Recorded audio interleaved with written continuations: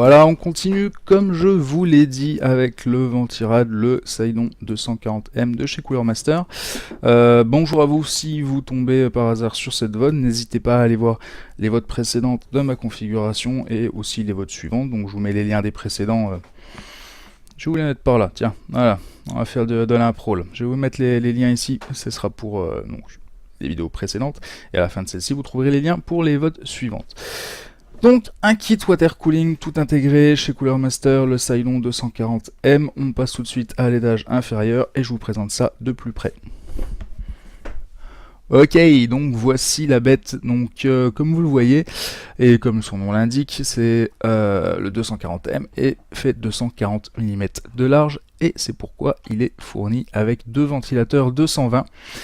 Deux ventilateurs de 120 mm qui sont tous deux dotés de fiches 4 pins, donc qui seront régulés en fonction soit de vos propres choix vous via le BIOS de votre carte mère, soit qui pourront être régulés via un Reobus ou je ne sais quoi d'autre. Au niveau du branchement, il vous est fourni ce petit adaptateur, en fait qui est un démultiplicateur de 4 pins. Donc cette partie-ci, je vais vous montrer de plus près, voilà, va sur la carte mère. Donc le petit charabia là, c'est moi qui l'ai fait, hein. C'est pour du cable management, comme je vous dis, le PC a déjà été monté, je l'ai redémonté, donc ça ne vous sera pas fourni gainé comme ça, c'est moi qui l'ai regainé. Et de l'autre côté, vous avez deux prises 4 pins, enfin en fait, une prise 4 pins et une prise 3 pins. Donc la vitesse de rotation ne sera prise que sur un seul ventilateur, sera envoyé à la carte mère. La carte mère enverra la tension nécessaire aux deux ventilateurs grâce à ce dédoubleur. Vous avez ensuite une autre prise à brancher, qui est la prise de l'alimentation de la pompe à eau, qui elle est intégrée dans le water block. Hop là, que voici. Je ne sais pas si vous le voyez bien, comme ça, voilà. Donc quand il est en marche, il émet une petite lumière bleue dont l'intensité varie en fonction de la vitesse de rotation de la pompe. Et ensuite, vous voyez le radiateur, tac, 240 mm. Épaisseur standard, on va dire que c'est même l'un des plus fins, enfin il n'est pas spécialement fin, mais épaisseur vraiment standard, rien de particulier à ce niveau-là. Le tout est livré avec... Je voudrais pas tout bousiller. Un sachet comprenant tous les accessoires nécessaires pour à peu près tous les sockets qui existent. Et aussi un petit caoutchouc. Tac. Donc là ça fait du bruit.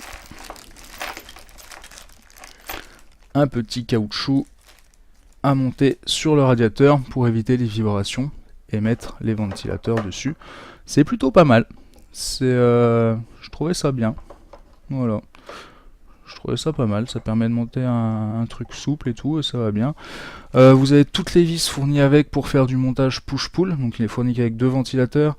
Vous verrez que moi j'ai fait un montage un petit peu bâtard sur ma config, c'est pas vraiment du push-pull, en fait c'est push-pull mais que d'un côté du radiateur, parce que j'avais pas la place de le faire de l'autre côté, parce qu'au dernier moment j'ai changé le choix de carte graphique, enfin bref, je vous expliquerai tout ça lors du tuto du montage. Que dire de ce kit?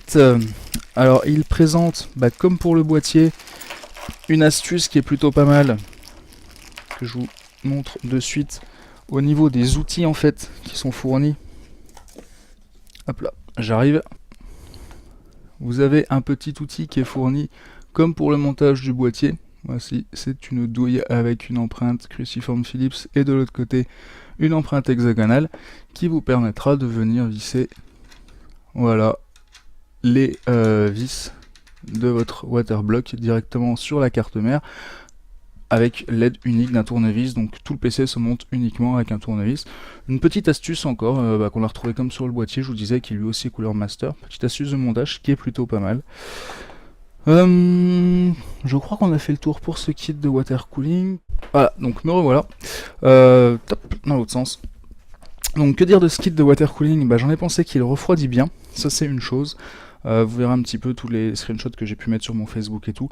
Par contre, au-delà de 60%, on va dire, les ventilos sont extrêmement bruyants et ne servent quasiment plus à rien. C'est-à-dire que le refroidissement est le même que le ventilateur tourne, allez, on va dire à 65% ou à 100%, on ne refroidira pas mieux. Donc il y a un manque d'efficacité au niveau des ventilateurs, c'est pour ça que j'en ai recommandé d'autres pour les changer. A priori, ça sera des Cooler Master JetFlow, je vous tiendrai au courant via mon Facebook quand ça sera fait. Pour l'instant, je les ai pas encore reçus parce qu'on est en pleine période de Noël quand je fais ça, et puis voilà, j'ai d'autres trucs à faire et tout. Mais sachez-le, si vous achetez ce kit Ventirad, ça sert à rien de mettre les ventilateurs, allez, on va dire à plus de 70%. Au-delà, vous ne gagnerez que des nuisances sonores. Vous ne gagnerez pas de performance de refroidissement, juste ça fera du bruit et c'est tout. Donc ça, c'est le gros point négatif pour ce Ventirad. Le point positif, bah, c'est super bien fait au niveau des outils pour le montage. La pompe est plutôt pas mal, elle vibre pas trop. Les tuyaux sont rigides comme il faut, ça va, c'est pas du tuyau souple, certains préfèrent, d'autres pas. Enfin, moi, ça me dérange pas ce type de tuyau.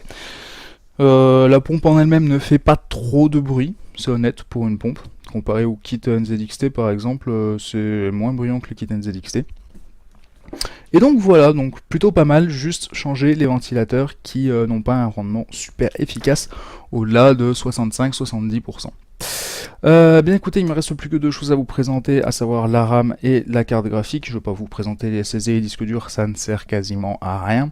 Donc je vous propose qu'on passe tout de suite à la carte graphique. Cliquez sur le lien qui va apparaître. Allez, je vais le faire apparaître par là celui-là. Voilà, par là. A tout de suite, bisous.